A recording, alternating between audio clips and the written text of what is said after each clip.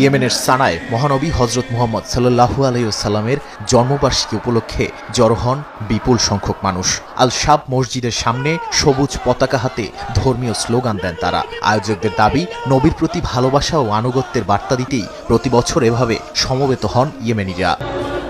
ইরাকের বাগদাদে আবু হানিফা আল নোমান মসজিদ ঘিরে ছিল উৎসবের আমেজ। মসজিদের চারপাশে জড়ো হন বিপুল সংখ্যক মুসল্লি ও দর্শনার্থী। আলোয় সাজানো সড়কে ধর্মীয় সঙ্গীত, দোয়া ও মোমবাতি প্রজ্বলনের আয়োজন করা হয়। পাশাপাশি বিতরণ করা হয় খাবার ও মিষ্টি।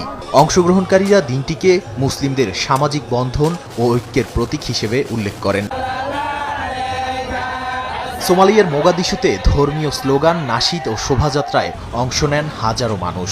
নারী পুরুষের অংশগ্রহণে শহরের বিভিন্ন সড়ক মুখর হয়ে ওঠে। সবুজ ও সাদা পতাকা হাতে নবীর প্রতি ভালোবাসা প্রকাশ করেন মুসল্লিরা।